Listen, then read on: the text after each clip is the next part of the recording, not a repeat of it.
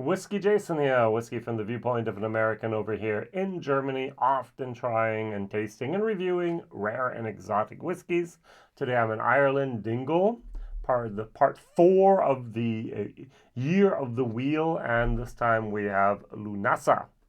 So single malt, triple distilled Irish whiskey matured in bourbon casks, not first fill, at least it doesn't say so, and then a Widow Jane bourbon cask finish. Once again, we don't even know if it's first fill. All right, so it's bourbon, double bourbon maturation, product of Ireland, 50.5%. So Whiskybase number 235532, and we are asking the recommended retail price in Germany was 84.90 euros, and it's now at 79.90. Now, we do not know how many bottles were actually produced. At least there was nothing in the press release, and there was nothing that I can find on Whiskybase. So now Widow Jane is one of those, I'm sorry, I have to use my air quotes here, distilleries. Yes, they do have a pot still now there. Looks like a German configuration, maybe 800 liters, maybe 500. And their claim to fame is that they have the lake, Widow Jane, where they have limestone water in New York. So the distillery itself is in New York City. Actually, it's more of a bar. And now they added a little distillery to it. And Widow Jane is sold around the world. So it's sourced whiskeys. It used to say straight bourbon whiskey on it. I've actually think for the 10-year-old, I found some bottles that said Kentucky Straight even on it. And now it says, even on the website, it says blend of straight whiskeys. So I don't get that. Because if you take whiskey from Buffalo Trace, Wild Turkey, Wilderness Trail, Heaven Hill, and Jim Beam and combine it, it's straight bourbon whiskey. If you take 1 barrel of MGP and mix it with 1,000 barrels of Heaven Hill whiskey, it's a blend of straight whiskeys. At that moment where you cross state lines, that's where we have to say blend. So apparently now, Widow Jane is not using just Kentucky straight bourbon anymore.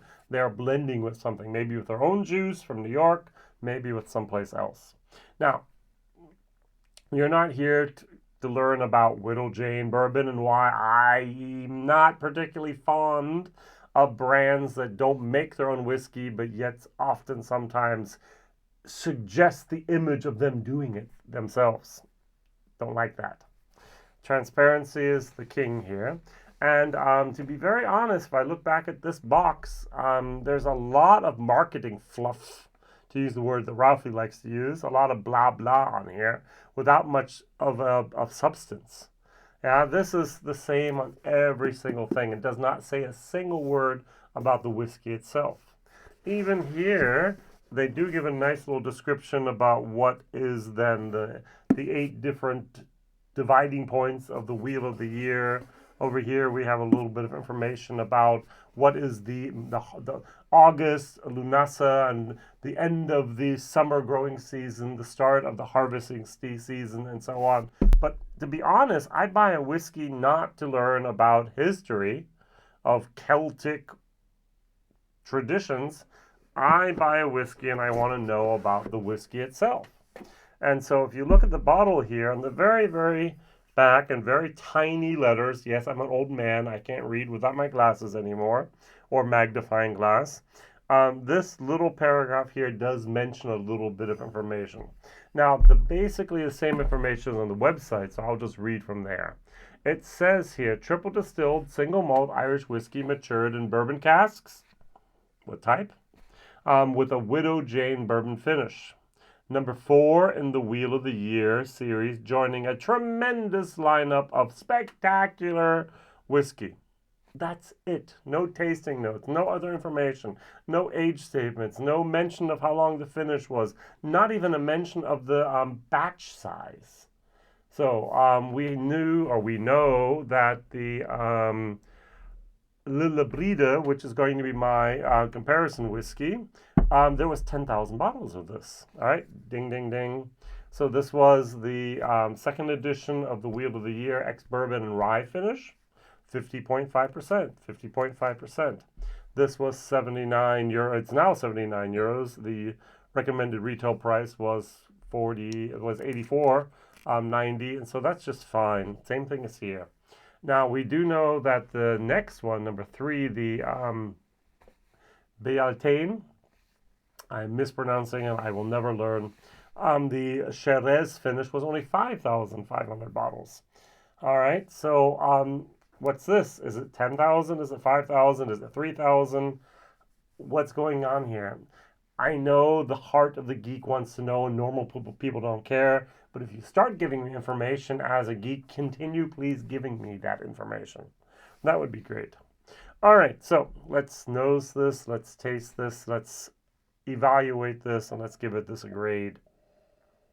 Now, on the nose, I must admit, it brings back great memories of Dingle Batch 1 that I had, that bourbon casked Hawaiian punch moment. I mentioned this on almost every single Dingle video I do. I had done for 2.5 years German videos on my YouTube channel before I even started doing English videos. And at the very beginning, I just did videos about products that no one else had done a video about at all. And it all started with Dingle. It's like, wow, I'm able to taste this wonderful Dingle whiskey. And no one back then, we're talking now almost 6 years ago, was doing anything about Irish whiskey on YouTube. I mean, okay, Bushmills, yes, Jameson, yes, but niche products, no. And so I did that. And thank you, Dingle, very much for allowing me to figure out that I have a voice in the English community of whiskey tubers as well, and not just the German community. And that's what I get. I get this malted barley. I get a little bit of a papaya, watermelon, tropical punch moment going on here. I get a tiny little bit of wood, but not too much. Now, I was having a nice little discussion with someone about the fact that they used not first fill bourbon barrels, but just bourbon barrels for this. Now, I'm going to compare a barrel to a tea bag. I've done this before, and I'll do this again. Now, imagine you're making tea, and each and every year in the cask is like 1 minute in the glass, in the cup. All right, so let's imagine this is a 5-year-old whiskey. So I take a tea bag that has been used twice already. In America, virgin oak bourbon and the first fill. So now we have a not first fill cask, the third use. And we put the tea bag into the hot water for 5 minutes. Every minute like a year. We take the tea bag out and we put another tea bag in there that has also been used 3 times already. First time, Little Jane bourbon in Kentucky, New York, better said. Then, because it's not a first fill bourbon, then it's been used 3 times. So, this is the 3rd time it's being used. We put it in there for another 1 minute. Now, the question of the day is, will there be a difference, 6 minutes in total, between the glass where I take the one bag out, the tea bag, and put the other tea bag in there for 1 minute, or would it be exactly the same as if I had left it in there? That's the question, and I don't know the answer. I think, I hope, I imagine that the second cask adds a little bit more flavor, but really? I don't know. What I would really, really, really love, and I mentioned this like 2 or 3 years ago, someone in Ireland, someone in America actually does the following. They distill, I'm going to say 2,000 liters of single malt whiskey, and then they put it in 10 different bourbon barrels, first fill bourbon barrels. First fill bourbon barrel Heaven Hill, a first fill bourbon barrel Buffalo Trace, 10 different Town Branch, 10 different distilleries. You let it sit, you take it out after 6 years, and you see what differences those different types of bourbon had on that identical whiskey. Put them exactly in the same place in the warehouse. controlled conditions as much as possible, and see what happens. And I'm sure, and I don't know anyone that has done this yet, I'm absolutely 100% convinced that you will notice a major difference between a majority of those bourbon barrels.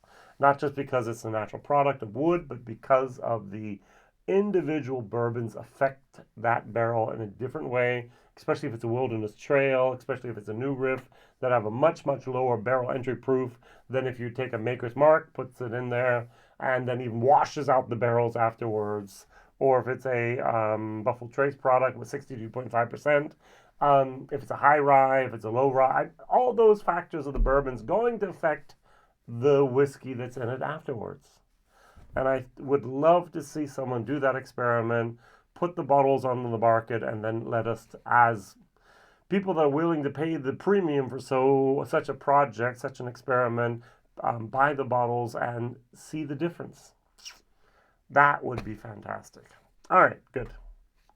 As a comparison, the rye finish, the rye has a little bit of spiciness, and a tiny little bit of a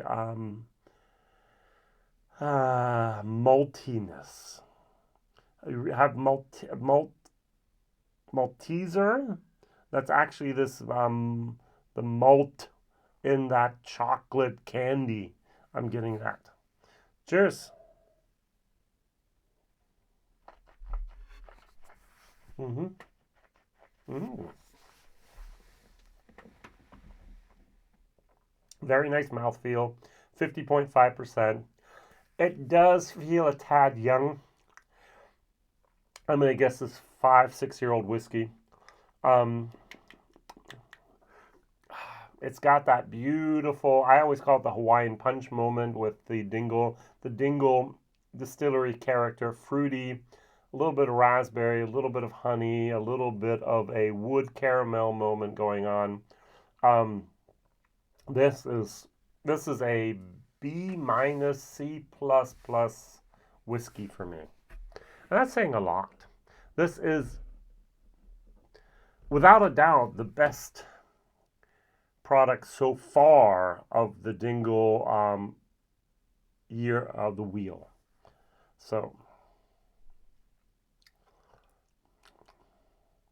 a little fruity, a little floral, caramel,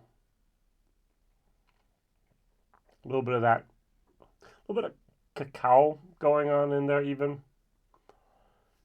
So let's try it a second time. Let's add a little bit of water then, and then compare it to the Lila Bride.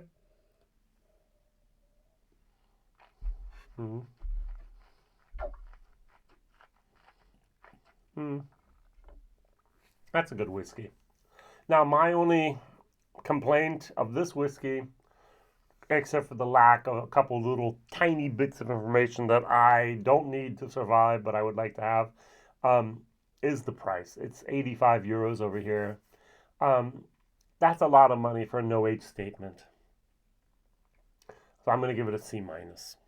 Now, we freaks that have bought the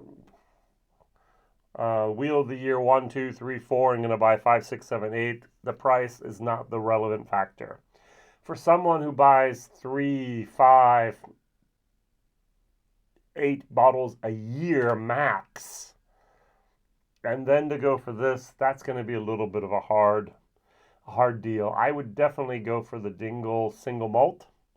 The core range, beautiful, beautiful whiskey. Nice price, great product. This is the next level up, all right? If you wanted to have the red wine bonanza, I almost said orgy, Bellatine, pot still, that Shiraz cask, red wine cask finish was overdone in my opinion, but some people like that. If you want to have the spiciness of a little bit of rye, you go for the Le Bride Wheel of the Year series here with 50.5. But if you just want a down-to-earth, good bourbon, finished bourbon matured whiskey, double bourbon matured whiskey, This is what you need. This is the one. This is what we should go for. All right, the Lúnasa. With water.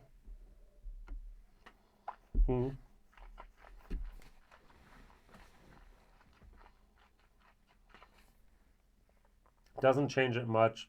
Dilutes it a little bit. Gives a little bit more of a mineral moment. Still nice. I like it better without the water dilution in there. Over here, the rye, will I pick up the spice on the palate?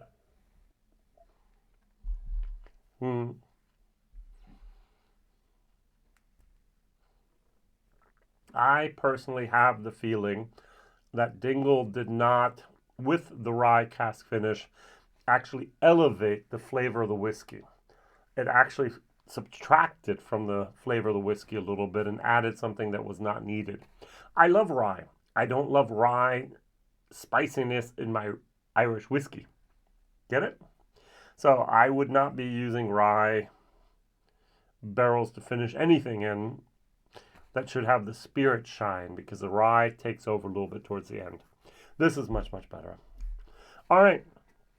Dingle's doing some interesting, good stuff. Don't love the price. Do love some of the products. Love their experimenting of different casks, and it's very, very interesting to see what will come out in the future. All right. First question. Widow Jane, any good products you've had? The 10-year-old maybe? Second product, the tea bag example. One tea bag for 5 minutes, and you take it out, you put a next one in for 1 minute.